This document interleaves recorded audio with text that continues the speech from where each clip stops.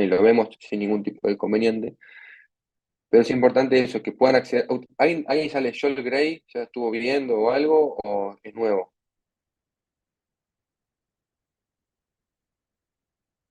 Yo lo vi. Yo Está. aún no. Para que esa, está perfecto, no hay problema. Para aquellas personas que todavía no estuvieron bichando Grey, es el momento, ¿no? Es ahora el momento de empezar a ver ese libro para poder abordarlo de forma adecuada. Bien. Entonces es un buen momento en el año para comenzar a encariñarse con esa biografía que es un poco más pesada y un poco más densa que los demás libros que ustedes venían trabajando, ¿no?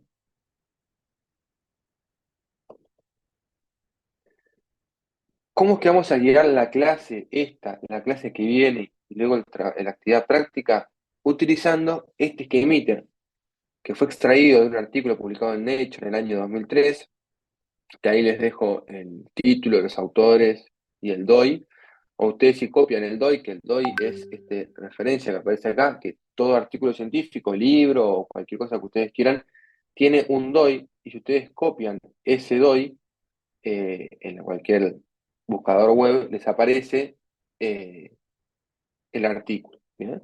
Ya ahí también les aconsejo, para un mejor entendimiento del tema y aprovechar más la actividad práctica, visualizar este artículo, ver qué es lo que hicieron, ver cómo están los esquemas. Es muy básico. Bueno, sí, obviamente está en inglés, porque la ciencia está en inglés, pero es muy básico. Pues está interesante para seguir el hilo de lo que abordamos en la clase. Si ustedes miran este esquema, pueden ver que el circuito de la médula espinal se puede dividir en 4 segmentos. ¿Bien? No importa dónde empecemos, pero yo sigo en orden de izquierda a derecha, ¿tá? Pero es lo mismo. ¿Tá?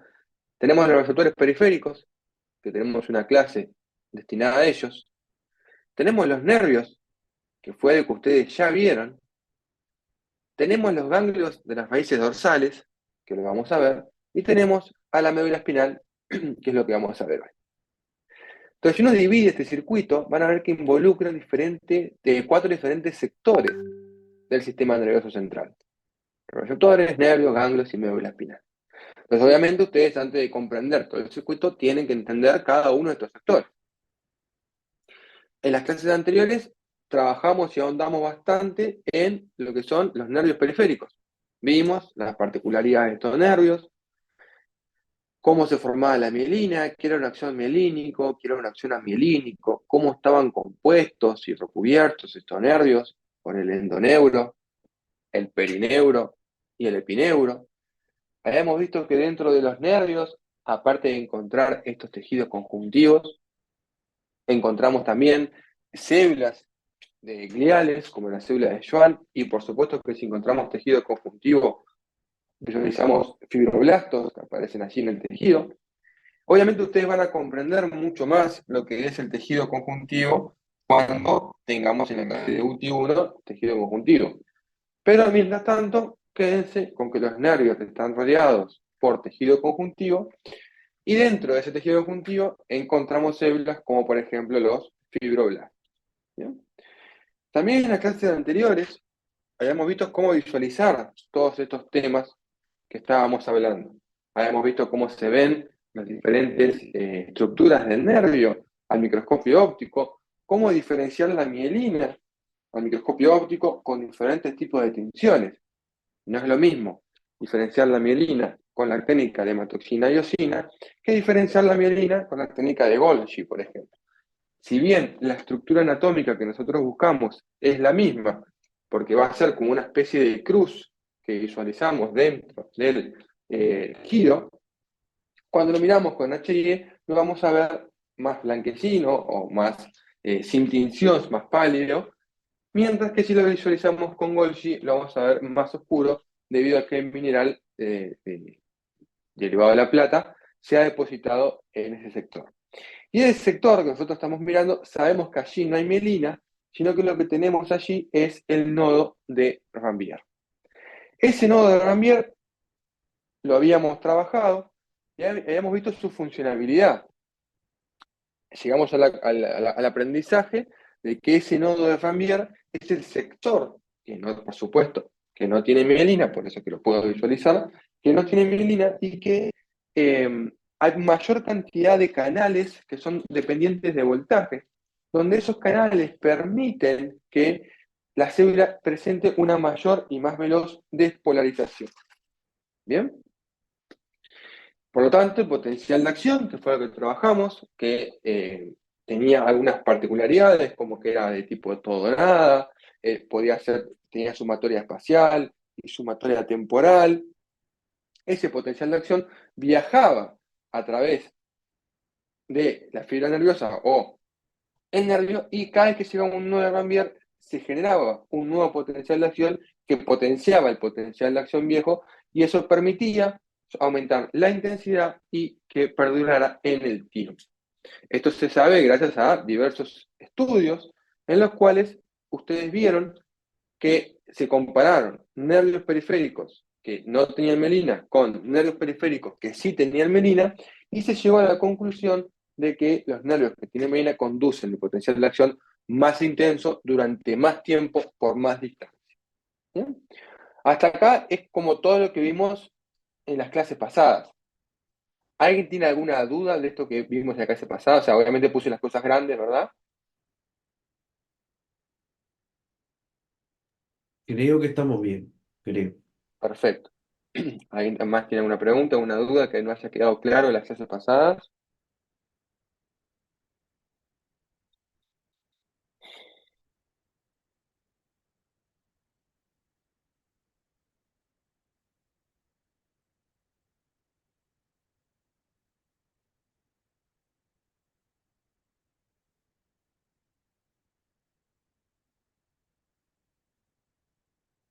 Bien, si no hay dudas ni preguntas, vamos entonces a continuar con temas nuevos. ¿Bien? Dentro del circuito de la médula espinal, ustedes habían visto, ustedes vamos a ver, que tenemos a los primeros efectores de la vía de la médula espinal, que son los receptores aferentes. ¿Bien? Estos receptores aferentes, ustedes van a ver que hay diferentes tipos y son los primeros. No es que sean los primeros, cuando digo primeros es porque estamos empezando de este lado, ¿tá? Pero también se puede empezar de este lado. El circuito es uno solo y ustedes lo pueden ver como quieran. Imaginen un circuito de una pila y un motor, que está conectado por dos cables. ¿Tá? Uno puede decir, empiezo desde el motor, que genera movimiento y que mueve esto y todo así, o puedo empezar desde la pila, que genera movimiento en el motor. Es indiferente. Pero para entender y para seguir un orden lógico pedagógico de la clase, vamos a pensar que los receptores son la primera parte de la vía. Estos receptores lo que van a hacer va a ser sensar. Eso va a estar continuamente sensando diferentes tipos de estímulos. Esto es sumamente importante para la gente que va a hacer fisioterapia y para la gente que va a hacer licenciatura en la enfermería, ¿verdad? Estos receptores son los que nos van a decir, por ejemplo, cuando nos duele algo y le van a avisar a nuestro paciente que tiene dolor, ya sea porque le funcionó una vía venosa periférica o porque le hiperextendió un ligamento. A su vez, estos receptores nos van a permitir sensar dónde está nuestro cuerpo, en el espacio. Y eso nos va a permitir movernos y realizar diferentes actividades, como por ejemplo pegarle a la pelota sin tener que mirar dónde está la pelota. O dar un paso sin tener que mirar dónde está mi pie. Esos señales eléctricas que son convertidas para que luego lleguen a la espinal por estos receptores, se parte de una señal mecánica. Estoy pensando, bueno, puede ser mecánica, puede ser química, puede ser física, y se transporta o se convierte a una señal eléctrica. Es decir, hay una traducción de código. Paso de una señal física a una señal eléctrica. ¿Bien? Tenemos diferentes tipos de receptores, que la gran mayoría se ubican en la piel, pero no todos están en la piel. ¿Ah? No todos los receptores están en la piel, sino que ahí tenemos receptores que se ubican en algunos tejidos donde nosotros podemos sentir. ¿Ah? Por ejemplo, las articulaciones. Nosotros las articulaciones las sentimos y salió todo. Esperen que ya voy. Nosotros en la articulación sentimos la misma, pero y estamos en articulación, no estamos en la piel.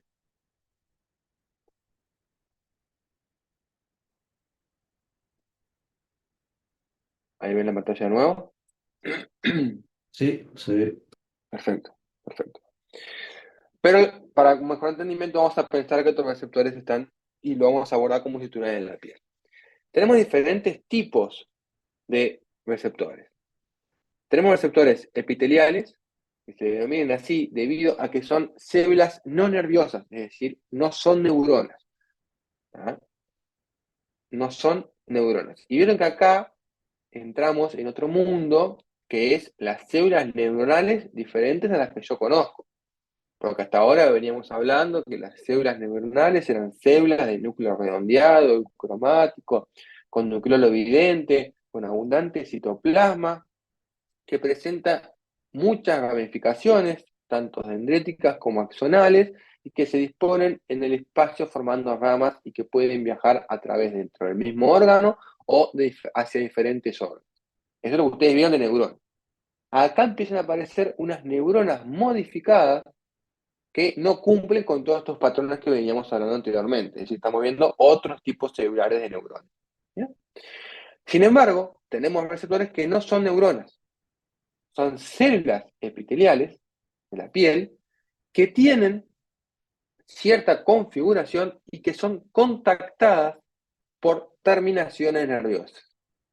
Ejemplos de estos receptores epiteliales son los discos de Merkel o las filas nerviosas libres, que son dendritas o axones de neuronas que están ubicadas en la médula espinal, que viajan hacia la piel y que contactan a las células de la piel. Y que mediante diferentes mecanismos que vamos a ver a continuación, estos receptores periféricos captan señales físicas y las transforman en señales eléctricas. Luego tenemos receptores neuroepiteliales, que estos receptores sí son neuronas, por eso se llaman neuroepiteliales, y se ubican en la piel. Estos receptores son neuronas que su cuerpo celular o soma fue modificado y ya no se encuentra en la sustancia gris, sino que se encuentra en otro órgano, que es la piel, donde su axón va a contactar con otra neurona. Ejemplos de estos receptores neuroepiteliales: corpúsculo de Meissner, corpúsculo de Pacini, corpúsculo de Ruffini. Y después tenemos receptores neuronales, donde la neurona es una neurona tal cual la conocemos, la describimos, y se encuentra en el ganglio periférico y su axón conforma la terminal sensorial. Entonces, como pueden ver, a estos receptores periféricos los podemos clasificar según su origen o su forma física. ¿Bien? Ya que tenemos epiteliales, neuroepiteliales y neuronales. Sin embargo, no es la única forma que tenemos de clasificar los receptores. Existen múltiples formas de clasificar a los receptores. Un mecanismo de clasificación es clasificar al receptor según de dónde viene el estímulo del cuerpo. Ustedes saben que los estímulos del cuerpo pueden venir de varios sectores, desde afuera o adentro del cuerpo.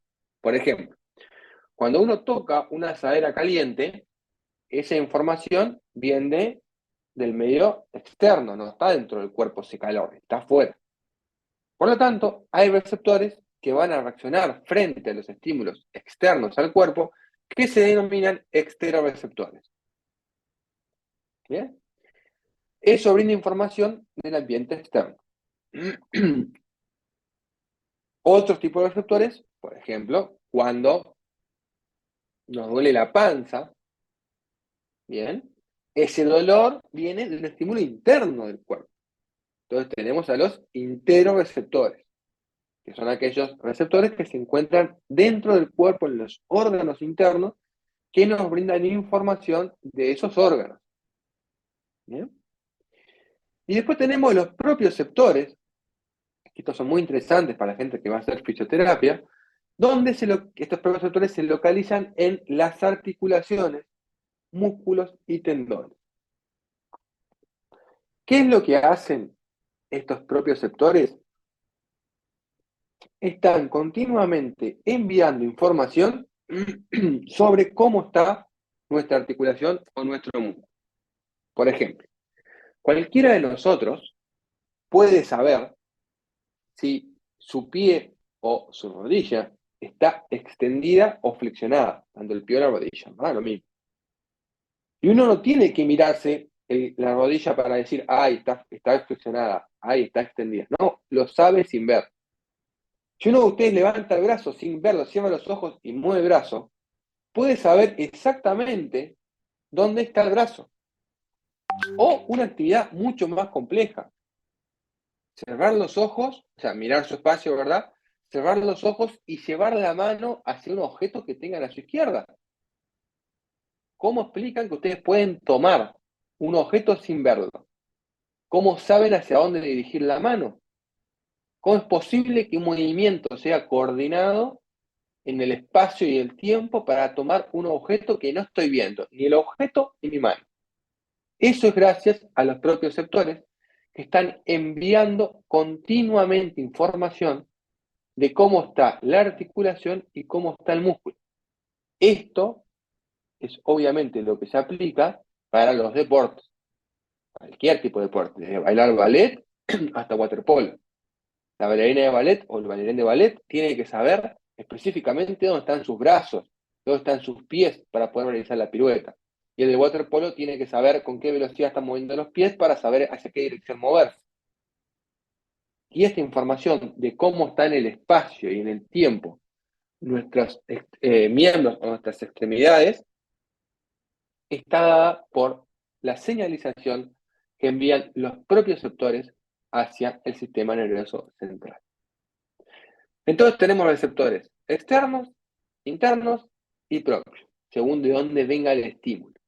Ahora, estos receptores van a reaccionar frente al estímulo y tienen diferentes formas de reaccionar frente al estímulo. Una forma de reaccionar frente al estímulo es enviar un potencial de acción al comienzo o al final del estímulo. Por ejemplo, estoy pensando en un ejemplo que puedan... pasa que no hay uno solo. ¿Vieron el braille? ¿Alguna vez alguien tocó braille? Sí, Cuando ustedes tocan un puntito de su superficie plana, ustedes sienten el puntito una vez que lo encuentran por primera vez. Pero una vez que dejan la mano sobre el puntito del braille, dejan de sentirlo. Para volver a sentirlo, tengo que mover la mano o el dedo. Entonces, ustedes cuando tocan un puntito en la superficie, un huequito o una saliente, solamente lo sienten siempre y cuando muevan el dedo. Una vez que ustedes apoyan el dedo dentro de esa saliente o pocito, lo dejan de sentir. Esos son unos receptores llamados corpúsculos de Pacini que están actuando frente al inicio del estímulo y al final del estímulo. Es decir, cuando se mueve y cuando se queda quieto. En el medio no sienten nada. Tienen que de vuelta volver a mover la mano para sentir de nuevo cómo está su objeto. Esos receptores son de adaptación rápida, ya que solamente generan un potencial de acción cuando hay el comienzo y el final del estímulo. También tenemos receptores de adaptación lenta, por ejemplo, los que sienten el dolor. ¿Bien? Si yo a ustedes bueno, no quiero personificar. Si yo pincho a un paciente con una aguja, ¿ah? El paciente va a sentir el pinchazo inicial y va a sentir todo el tiempo que lo estoy pinchando. No va a dejar de sentir. Esos son receptores de adaptación lenta, ya que envían señal al sistema nervioso periférico durante el inicio del estímulo y durante todo el estímulo. O sea, mientras yo mantenga mi aspecto punzante en la piel de mi paciente, esos receptores van a estar enviando información y le van a estar diciendo al sistema nervioso, me duele, me duele, me duele. ¿Bien? Entonces, como pueden ver, según cómo envíe la información estos mecanorreceptores, tenemos de adaptación lenta o de adaptación rápida. ¿Bien? Y estos estímulos que llegan a nuestros receptores pueden ser de diversas etiologías, es decir, de diferentes tipos. Tenemos estímulos mecánicos, por ejemplo el braille. Tenemos estímulos térmicos, por ejemplo la cera caliente. Pero también tenemos estímulos dolorosos, como por ejemplo la aguja. Y también tenemos otros tipos de estímulos, como los químicos. Por ejemplo, el ácido. Cuando alguien se quema con ácido, no hay algún agente físico, sino que hay un agente químico. Esa persona se quemó con ácido por un agente químico. También tenemos receptores que son estimulados frente a la luz. Por ejemplo, los ojos. Nosotros podemos visualizar la luz porque tenemos receptores que reaccionan frente a la luz. Y eso se llaman fotorreceptores. Entonces también podemos clasificar los receptores según a qué tipo de estímulo del mundo exterior reaccionan. ¿Bien? Y por último, como la gran mayoría de estos receptores se ubican dentro de la piel, podemos clasificarlos en superficiales o profundos, dependiendo de qué sector de la piel se ubiquen los receptores. Pero eso se utiliza solo para la piel. ¿Bien? Hasta acá, ¿se entendió todas las formas de clasificación de los receptores?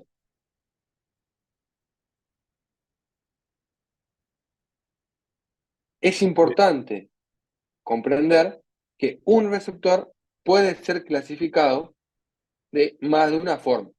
Yo puedo tener un receptor de adaptación lenta que sea un esteroreceptor y que sea un mecanorreceptor.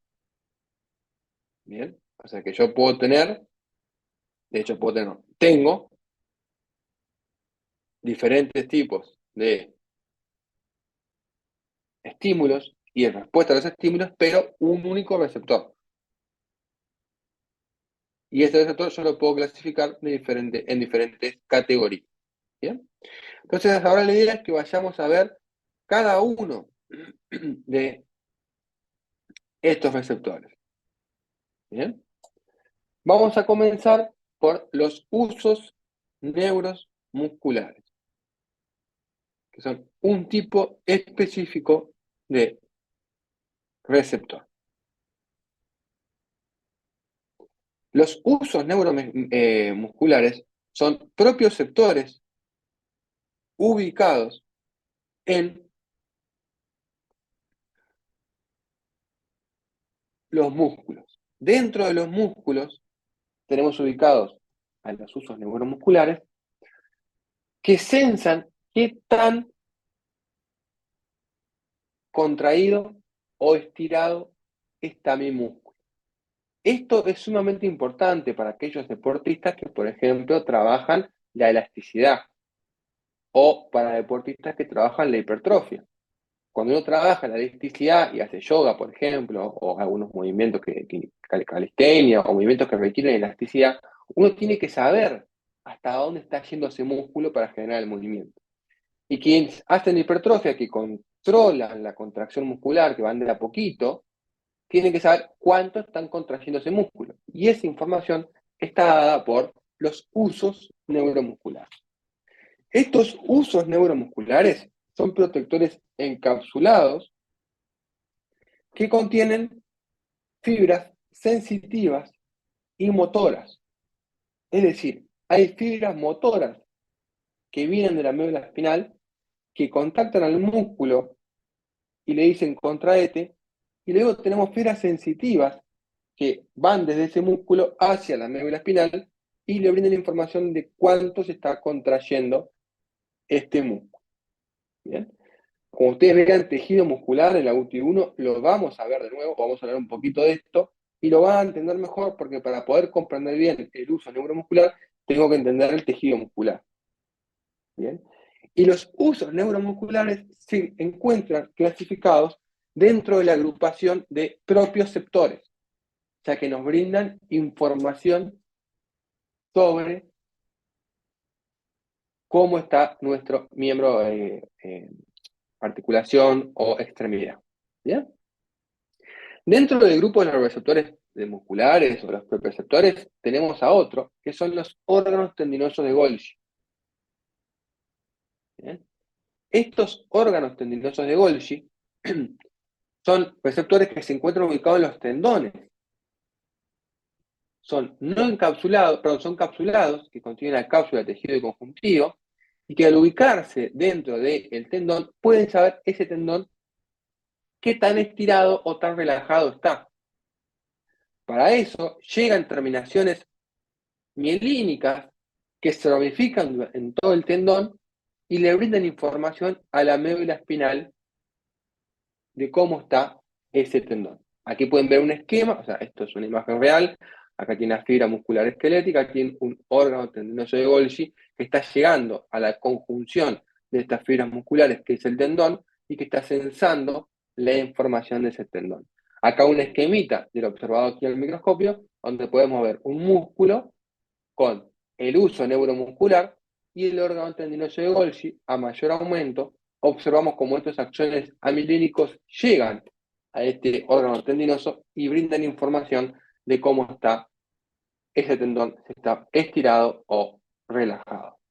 ¿Bien? Ahora, toda esta información que viene de los receptores periféricos tiene que ser llevada a la médula espinal. Y para ser llevada a la médula espinal existen varios caminos o estaciones donde la información se va procesando. Nosotros tenemos la información que viene de los preceptores, que va a viajar por los nervios y que van a hacer su primera parada en los ganglios dorsales de la médula espinal. Los ganglios dorsales de la médula espinal son agrupaciones neuronales, como si fuera sustancia gris, pero que están por fuera del sistema nervioso central. Es decir, que forman parte del sistema nervioso periférico, junto con los nervios. Es como la primera parada de la señal que entra o sale de la médula espinal. ¿Bien? Estos ganglios dorsales de la médula espinal se encuentran rodeados por tejidos conjuntivos, salvo los ganglios entéricos. Porque tenemos dos tipos de ganglios. Tenemos ganglios raquídeos, que hacen referencia al raquis, es decir, a la médula espinal, y ganglios pertenecientes al sistema autónomo, donde tenemos sistemas nerviosos simpático y parasimpático. Que estos ganglios se encuentran ubicados en el tubo digestivo, por ejemplo. ¿Qué es un ganglio? Para que uno lo entienda, ¿qué es un ganglio nervioso? Ojo, no es lo mismo un ganglio nervioso que el ganglio que se nos inflama en el cuello cuando tenemos dolor de garganta. Son ganglios diferentes. ¿Ah? Los ganglios nerviosos son conjuntos de neuronas ubicados fuera del sistema nervioso central. ¿Bien? Y tenemos de dos tipos, los raquídeos y los autonómicos.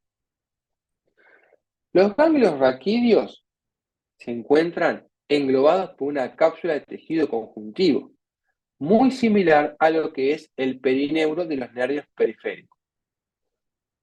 Aquí podemos ver, esto es una imagen, acá tenemos un montón de músculo, esto es más fácil como ustedes lo ven en la UTI 1, todavía no saben identificar tejidos. Músculo, vértebra, en la UTI 2 ya vieron vértebras. Sí, ya vi por Sí, Perfecto. Perfecto. Hoy tenemos cuerpo vertebral, apófisis transversa, apófisis laterales de la vértebra, canal raquídeo, donde encontramos a la médula espinal, que está aquí, esta es la médula espinal, y a los costados tenemos los ganglios raquídeos, y esto que entra acá, o sale, depende de cómo lo quieran mirar, es el nervio raquídeo. Aquí tenemos un mayor aumento de este sector, donde podemos ver perfectamente el ganglio raquídeo con el nervio raquídeo saliendo, entrando, depende de cómo lo quieran ver. A mayor aumento, este ganglio raquídeo, observamos que está englobado por una cápsula que aparece aquí de tejido conjuntivo, y en el interior del ganglio raquídeo tenemos abundantes somas neuronales de tipo unipolar de diverso tamaño y que se agrupan en grupos neuronales.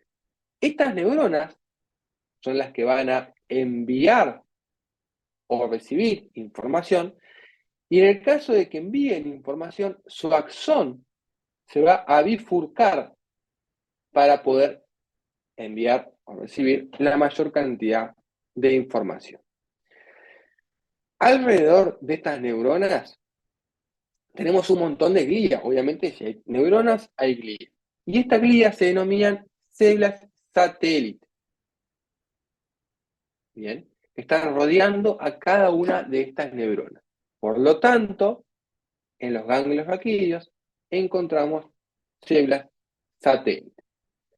Estos ganglios raquídeos son los que nos van a brindar información de, por ejemplo, la propiocepción, sumamente importante para los deportistas.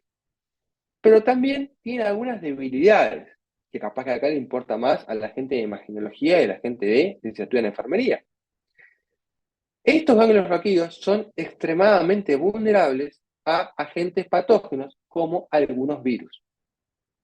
¿Bien? Uno de esos virus es el virus del herpes zóster. ¿Alguien de acá tuvo varicela?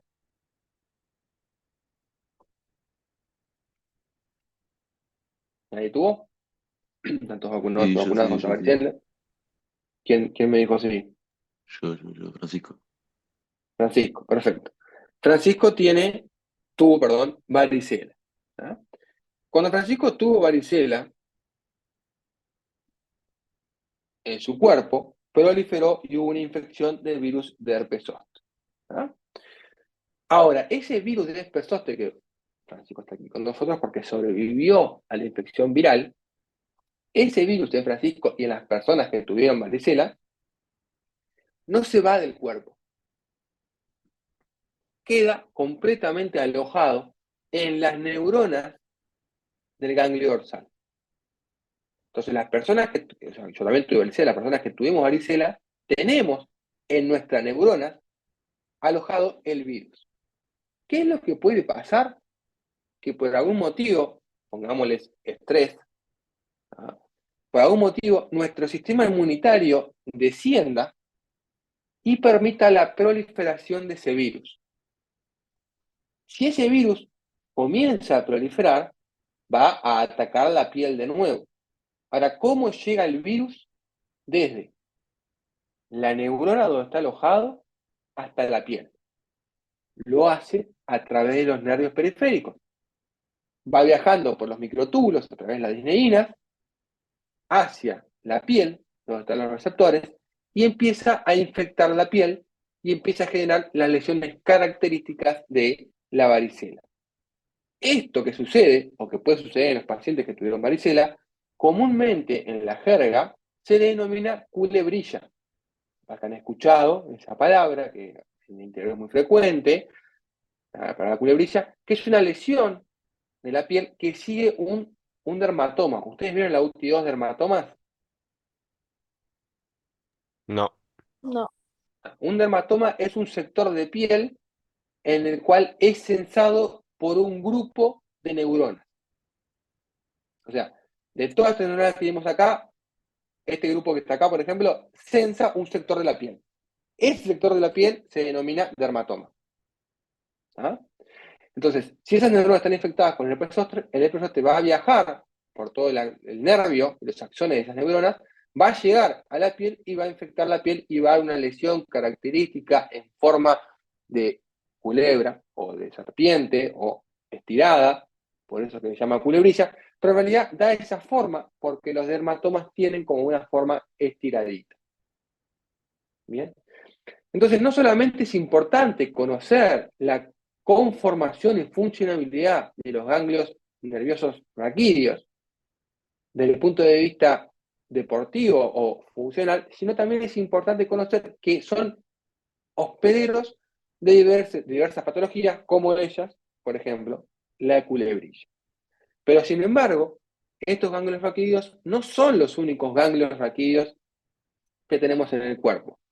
También tenemos los ganglios autónomos y entéricos, que como dijimos, están ubicados en el sistema digestivo. Obviamente son grupos de neuronas alejadas del sistema nervioso central, pero tienen algunas diferencias con los ganglios raquídeos dorsales. Para empezar, estos ganglios nerviosos entéricos no tienen células satélites, sino que tienen células pequeñas intensamente fluorescentes que se denominan CIF. Las células CIF son las que más abundan, a pesar de que contienen pequeña cantidad de células gliales satélites. Pero estas células gliales satélites no están rodeando a cada neurona, sino que están dispersas. Aquí podemos ver, de nuevo, cuando vean el audio lo van a ver mejor. Esto es músculo liso, esto que está acá es páncreas, son acinos excretores serosos, y aquí podemos ver un grupo de neuronas, y aquí podemos ver otro grupo de neuronas. Nos damos cuenta porque son células grandes, de núcleo redondeado, eucromático, con nucleolo evidente. Estas neuronas están rodeadas de células CIF, que aparecen aquí las chiquititas, y células gliales, estas un poco más grandes, pero no están rodeando a la neurona. ¿Bien? Los campos dendríticos de esta neurona son complejos, son muy ramificados y forman lo que son los médulos dendríticos. Que los glomérulos dendríticos los vamos a trabajar mejor en cerebelo. ¿Bien? Y por supuesto están rodeadas por neuropila porque tienen fibras y glía que protegen a estas neuronas de los ganglios nerviosos. Aquí les dejo una tablita de cuáles son las principales diferencias entre los ganglios raquídeos y los ganglios autonómicos. En los ganglios raquídeos, las neuronas forman clústeres, es decir, cúmulos, grupos, mientras que en los ganglios dorsales las neuronas están laxamente distribuidas, no están formando grupos. ¿Bien?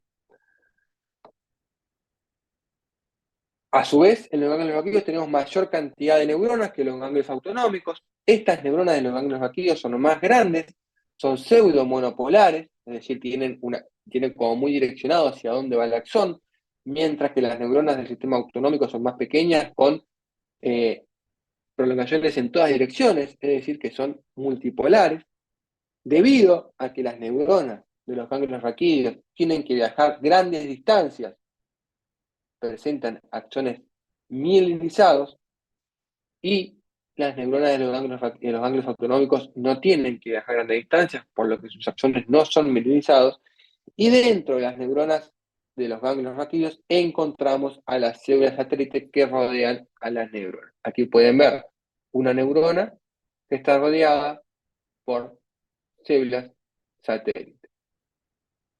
¿Bien? ¿Quedó claro entonces los ganglios raquídeos?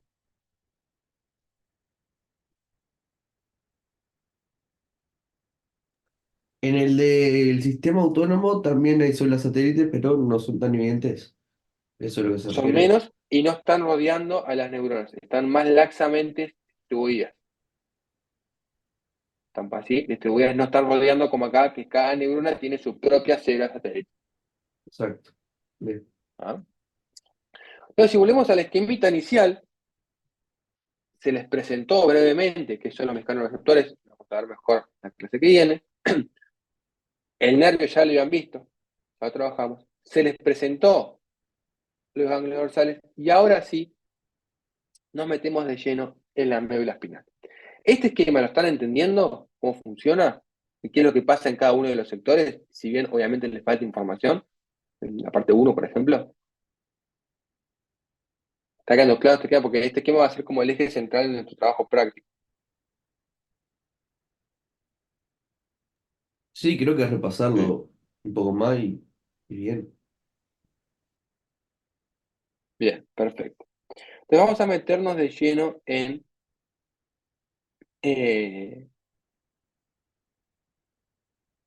en la médula espinal. Para eso vamos a ver, primero que nada, la anatomía de esta médula espinal.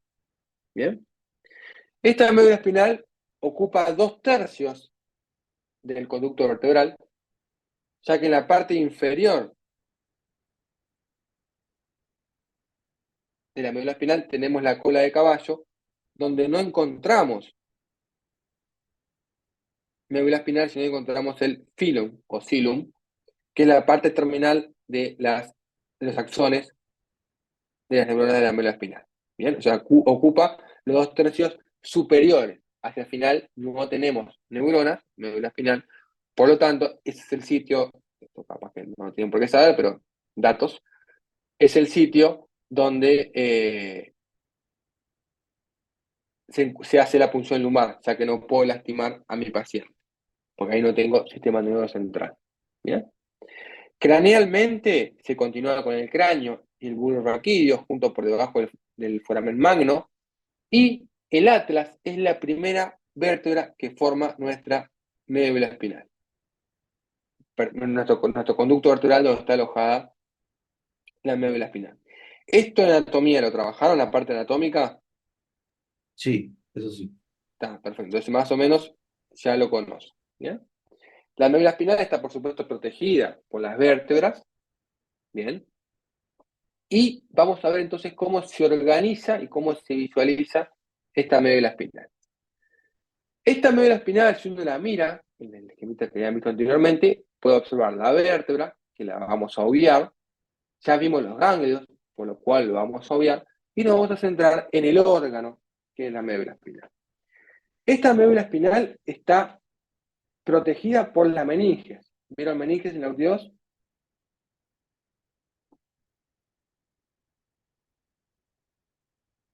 ¿Sí? ¿No? ¿No contesto? No. Por arriba.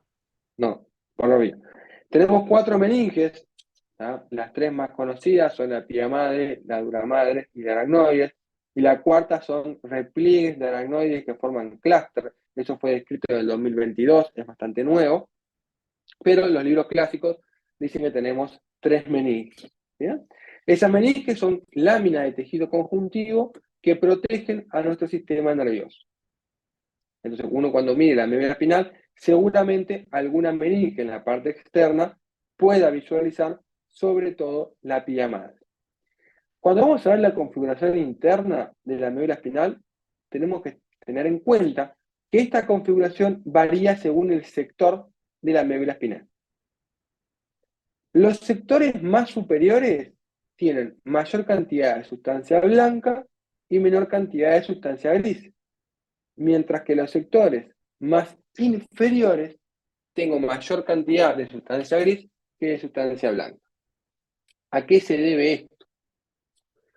Se debe a que los sectores de la médula espinal que están ubicados en el cuello, por ejemplo, tienen que transportar información desde los pies, las piernas, la cadera, el torso, el tórax, el abdomen, los brazos, los hombros, el cuello. Muchos lugares. Y a su vez tienen que llevar información hacia todos estos lugares. Por lo tanto, tiene que predominar la sustancia blanca. Y sin embargo, aquellos sectores de la médula espinal más finales, más lumbares, un sector lumbar de la médula espinal solo tiene que llevar información hacia los pies y las piernas. Entonces tenemos poquita sustancia blanca. Entonces, es relativo la composición de sustancia gris y sustancia blanca según el sector de la médula espinal en el cual estemos visualizando. Y eso debemos tenerlo en cuenta a la hora de mirarlo. Y si miramos solamente eso, vamos a poder diagnosticar si estamos frente a un sector de la médula espinal que es dorsal, torácico o lumbar. ¿Bien? Desde el punto de vista estructural, la médula espinal posee un epéndimo, un canal ependimario, donde circula el líquido encefalorraquídeo, que es el líquido que protege y nutre a nuestros órganos del sistema nervioso. ¿Bien? Vamos a encontrar, por supuesto, sustancia gris y sustancia blanca. Acá les puse la atención, donde está marcada específicamente la mielina con negro, para que recuerden que no siempre todo lo que es blanco es sustancia blanca y no siempre todo lo que es negro es sustancia gris, pero la sustancia gris se visualiza en el centro del órgano y hacia afuera, formando como una H o alas de mariposa. ¿Bien? Mientras que la sustancia blanca se distingue en la periferia y se organiza en fascículos. Ustedes recuerden que no van a ver sustancia blanca. Nos vamos a centrar en la sustancia gris, en los tipos celulares que tenemos en la sustancia gris y cómo se organizan estos tipos celulares. ¿Qué tipos celulares ustedes saben que están en la sustancia gris de la médula espinal?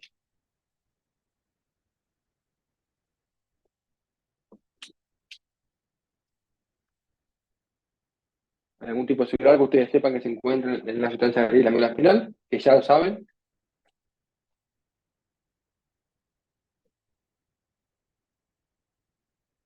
¿Alguien? ¿No? ¿Nada? ¿Cero? Dígame, no, no sé, por lo menos algo. Neuronas. Perfecto, tenemos neuronas. Otro tipo celular. Ustedes sepan que está en la sustancia gris de la médula espinal. Células gliales. Células gliales. ¿Cómo cuáles? Célula de Schwann. Justo celular que No, está en la perdón, sustancia perdón, gris es perdón, perdón. difícil. Sí, sí, sí, perdón, perdón, perdón. Justo. Oligodendrocitos. Oligodendrocitos, perfecto. ¿Cuáles más? Y bueno, La astrocitos. microglía también, ¿no? Microlía, astrocitos, ¿cuáles? Y lo que está en sustancia gris. ¿Cuáles Los... son? Exacto. Protoplasmáticos. Todos estos tipos celulares son los que vamos a encontrar en la médula espinal, en la sustancia gris. Ustedes ya los conocen. Pero estos tipos celulares se organizan y se presentan en números particulares. Acá este artículo está muy interesante, que también se lo dejo para que ustedes lo puedan leer, donde habla de la taxonomía de la médula espinal del adulto, es decir, qué tipos celulares hay, dónde están y cómo se ubican. Ellos lo que hicieron fue tomar médulas espinales de adultos, obviamente fallecidos, ¿no? Y analizaron, o sea, lo que hicieron fue tomar estas médulas espinales, las disgregaron, las licuaron, las mixearon, las desarmaron, digamos, y las pusieron en una máquina que permite identificar diferentes tipos celulares. Entonces aquí, en esta imagen de nube de puntos, observamos que tenemos diferentes tipos de poblaciones celulares. Por ejemplo, oligodendrocitos. Por ejemplo, macrófagos. Por ejemplo, astrocitos. Por ejemplo, célula de Schwann. Por ejemplo, motoneuronas. ¿Bien? Diferentes tipos de células. Y pudieron identificar cuáles son las células que más abundan en la sustancia gris de la médula espinal. Y encontraron que las células que más abundan en la sustancia gris de la médula espinal son los oligodendrocitos. Fíjense la cantidad de glía, oligodendrocitos, microglía y astrocitos que hay en comparación con las neuronas. Es decir, que las neuronas son la menor proporción de células de la sustancia gris. No la menor, porque hay células que hay menor cantidad, pero de las que hablamos. ¿Bien? Y luego este artículo lo que hizo, una vez que encontró esto, fue a ver dónde se ubican estas células. Entonces las colorearon específicamente con condiciones fluorescentes y pudieron ver dónde es que se ubican estas células. Pusieron marcadores neuronales en amarillo, marcadores de oligo en rojo, marcadores de astrocitos en azul y marcadores de microglía en verde. Como pueden observar, tenemos un montón de células gliales en comparación con las neuronas. Este artículo, de verdad, es para comprender la sustancia gris de la médula espinal, está muy lindo para entender esto, ¿no? Que no solamente son neuronas, hay muchas más cosas. Tiene muy lindas imágenes, está muy bien explicado, es bastante nuevo, el año, acá me lo puse el año, pero creo que 2022 o 2023. Está muy fácil de leer, se los recomiendo, si tienen un tiempito, con un tecito, un cafecito, un bizcochito, que le entren porque está lindo para entender esto, ¿no? Que no solamente son neuronas, sino que tenemos más cosas. Porque en la clase y en el curso nos vamos a centrar específicamente en las neuronas, ¿no? ¿Por qué? Porque las neuronas se agrupan de diferentes formas según el sector de la médula espinal. Ustedes anatómicamente, ¿cómo dividen a la sustancia gris de la médula espinal? Ya capaz que lo vieron en la UTI 2 o lo vieron en el liceo.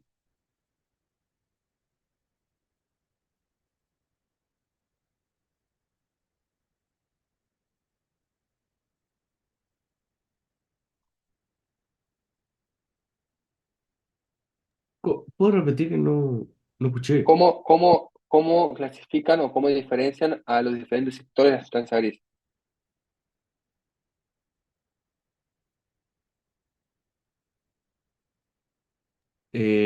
No sé si está bien, pero creo que en el liceo dimos como que era ventral o dorsal. Perfecto, tenemos dos Sí, astas, una asta ventral y una asta dorsal. Brillante. Asta ventral, que es anterior, y asta dorsal, que es posterior. Supongo yo que ya ventral y dorsal lo vieron en anatomía. Una forma de acordarse, ¿vieron cuando ustedes sacaban un producto y dice ver vencimiento al dorso? Que tienen que dar sí, vuelta. El dorso es lo que está atrás. O sea, ¿se acuerdan que dorsal es posterior? Está atrás. ¿Bien? Sin embargo, esa clasificación de dorsal y ventral es insuficiente, ya que las neuronas sí se ubican en subtipo y forma dependiendo si es dorsal o ventral. Como pueden ver acá, las neuronas del asta dorsal son más pequeñas que las neuronas del asta ventral. Perdón, las neuronas, sí está bien, del asta dorsal son más pequeñas que las neuronas del asta ventral. Pero, si bien hay una diferencia entre dorsal y ventral, las neuronas se ubican en núcleos. Pero ¿qué pasa con estos núcleos? Son muy difíciles de visualizar en un solo preparado, de poder ver al microscopio. Entonces, un señor llamado Rexel inventó un sistema de clasificación en láminas. Les voy a explicar qué dificultad tienen los núcleos. ¿Bien? La médula espinal es como un tubo que va de cabeza a cola. ¿Tá? Dentro de esto que está acá, dentro de este tubo tenemos neuronas que están ubicadas en núcleos. Por ejemplo, estas neuronas se extienden desde la vértebra cervical 1 hasta la vértebra coxígea 1. Sin embargo, este grupo de neuronas están solamente ubicadas desde L1, lumbar 1 a sacro 1. Es decir, que en este sector cervical o torácico no tengo estas neuronas, que no importa cuáles son, pero vamos a ponernos en neuronas X. Ahora, para yo estudiar esto, tengo que ver a la médula espinal entera. Y no puedo ver a la médula espinal entera. Lo que puedo ver son fragmentos de la médula espinal. Por lo tanto, tengo que dividir a mis neuronas no en columnas, sino en láminas. Y dentro de cada lámina voy a tener cúmulos de neuronas dependiendo del sector. Si yo realizo un corte en la médula espinal a nivel cervical, voy a visualizar este grupo neuronal, pero no este. Y si realizo un corte a nivel torácico, voy a ver este grupo neuronal y no este. ¿Se entiende eso? se entiende, se entiende. Bien.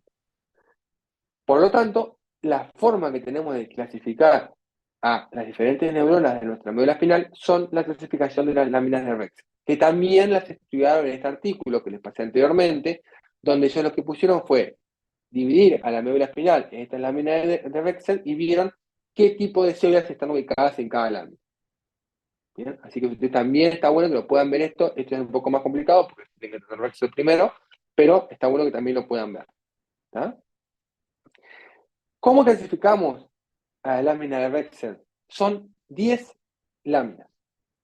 Aquí ven una imagen de la médula espinal, sustancia blanca por fuera, sustancia gris por dentro. Estamos viendo una hemimédula, ¿verdad? Falta la otra mitad. Vemos a la sustancia gris, con esa forma de semi-H o ala de mariposa. Y vemos que tenemos el asta dorsal y el asta ventral. Y dentro del asta dorsal o del asta ventral, tenemos diferentes láminas que se distribuyen así como está acá. En el asta dorsal, las láminas que se encuentran son la lámina 1 a 6. En el asta ventral, las láminas que se encuentran son de la 7 a la 9. Y cerca del canal primario encontramos a la lámina 10. ¿Bien? Es mucho más complejo que esto, pero acá estamos viendo cosas muy grandes. ¿Tá? Las láminas 1 a 4 presentan neuronas que son principalmente aferentes cutáneas, es decir, le llegan información de la piel. La lámina 5 y 6, que se encuentran ya finalizando el asta ventral, dorsal, hacia el asta dorsal, son neuronas aferentes que reciben información de los propioceptores, brindando información sensitiva y sensorial de los diferentes sectores del cuerpo y lo transmiten hacia el cerebro. ¿Bien? La lámina 7, que ocupa la mayoría del asta dorsal o anterior, es conocida como una zona intermedia y abunda más a nivel torácico. Sería este sector que está acá, a nivel torácico. Yo la lámina 7 la veo muy bien a nivel del tórax. Si me voy a nivel cervical, no voy a ver bien la lámina 7. ¿Por qué? Por esta explicación columnar. ¿Bien? Dentro de la lámina 7 encontramos clúster de neuronas, que son las neuronas de la lámina 9. Que estas neuronas de la lámina 9 son las neuronas motoras, son las que le dicen a nuestro cuerpo cómo y cuándo moverse. Hacia el sector del canal ependimario vamos a encontrar en el asta ventral la lámina 8, que posee neuronas de varios tamaños y varias formas, que son propioceptoras en su mayoría, y más hacia el canal ependimario encontramos a las neuronas de la lámina 10, que contienen neuronas motoras y sensitivas muy complejas, donde su gran mayoría son interneuronas. ¿Bien? ¿Qué tienen que acordarse ustedes de todo esto? Cosas grandes. Más que nada saber que en el asta ventral encontramos láminas del 1 al 6, que en el asta dorsal encontramos láminas del 7 al 9, y que en el canal ependimario está la lámina 10. ¿Tá? Y que las láminas de 1 al 6 son sensitivas, las láminas 10 y 9 son motoras. Y dentro de las sensitivas, la que más tienen que acordarse es la lámina 2. Porque acá podemos ver una médula espinal coloreada con cajal, canal ependimario, sustancia blanca por fuera, asta ventral, asta dorsal. Y haciendo un aumento de esta asta dorsal, podemos visualizar que dentro del asta dorsal hay un sector de diferente coloración. Que este sector de diferente coloración fue señalado, descrito por un señor llamado Rolando, hace muchos años, y se le llamó, como en esa época no se sabía ni cabía ahí, se le llamó sustancia gelatinosa de Rolando. Entonces ustedes tienen que saber que la sustancia gelatinosa de Rolando se corresponde a la lámina 2 de la lámina de Rexel del asta dorsal. Entonces, vamos a intentar imaginar cómo colocar las láminas dentro de esta médula espinal que tenemos aquí, sustancia blanca por fuera. O sea, quiero hacer una pregunta sencilla. Esto ustedes lo identifican, ¿no? Esa sustancia blanca, sustancia gris, canal ependimario, hasta dorsal, hasta ventral. Estaríamos bien, Sí, hasta ahí ¿no? sí. Sí. Entonces, si uno quiere escribir las láminas, les quedaría algo así. Lámina 1, 2, 3, 4, 5, 6, hasta dorsal. Láminas 7, 8 y 9, hasta ventral. Lámina 10, cerca del canal ependimario. La lámina 2 es la sustancia de Rolando. Las láminas 1 a 6 son sensitivas. Lámina 9 y 10 son motoras. Bien. Pero esto es la clasificación laminar. Recuerden que tenemos la clasificación de columnas. ¿Tá? La verdadera clasificación es la de columnas, que es esta que está acá. Pero no se puede visualizar una médula espinal entera. Por eso es que veo láminas. ¿Tá? Por eso es que no vamos a dar las columnas. Ustedes en el libro van a encontrar la clasificación en columnas. No la vamos a ver. ¿Tá? Y lo otro que tampoco van a ver, pero se los dejo escrito para que sepan que existe y que está ahí, es la médula, es la sustancia blanca de la médula espinal. La sustancia blanca de la médula espinal, y aquí vemos lo inverso, ¿no? Sustancia gris, sustancia blanca, está agrandada la sustancia blanca para que ustedes puedan ver los diferentes sectores de fascículos que se ubican en la sustancia blanca.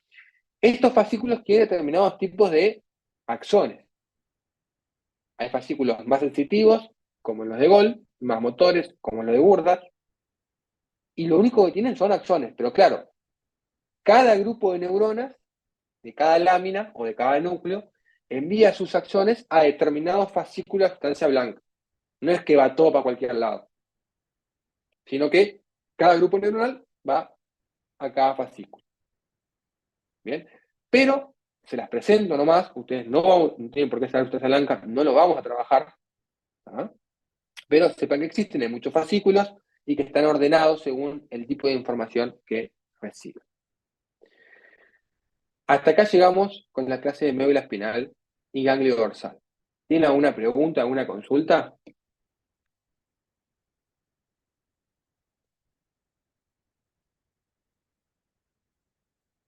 Yo no, profe. Bien. Me importa mucho que ustedes dediquen tiempo ahora a entender esto que está acá, ¿tá? Porque la clase que viene vamos a ver los receptores periféricos y terminamos con esto y lo empezamos a entender para la parte práctica, ¿tá? El libro Gray es un libro pesado, de verdad es muy pesado, es muy denso, tiene mucha información, es muy académico, no es un libro de fácil lectura. Entonces, dedíquese un tiempito para entender el capítulo de médula espinal, hagan lindos resúmenes, y si puede luego complementar con otros artículos, les va a hacer muy bien para comprenderlo. ¿En qué idioma está el Grace? El que yo les pasé a ustedes está en inglés. No lo encontré en español, antes estaba en español, ahora no, hace tiempo que no lo encuentro. Lo pueden buscar, Gray en español, y tal vez aparezca. Bien. Bueno, si no hay dudas, si no hay más preguntas, nos vemos en la clase que viene con los receptores periféricos en vistas a la clase práctica, que es lo que más me importa, que para que la clase práctica tenga sentido y la puedan usar, tenemos que dominar todo esto de médula espinal y receptores periféricos, ¿tá? Así que por favor, dediquen tiempo a estudiar estos temas, a leer el GRE, que no es nada amigable, de verdad es un libro duro, si no saben que les diría que es fácil, no les voy a mentir, ¿tá? Y nos vemos en la clase que viene. Cualquier consulta, me escriben. Bien, impecable entonces. Nos vemos. Ah, No. Que pasen muy bien. Chau, chau. Igualmente, nos vemos.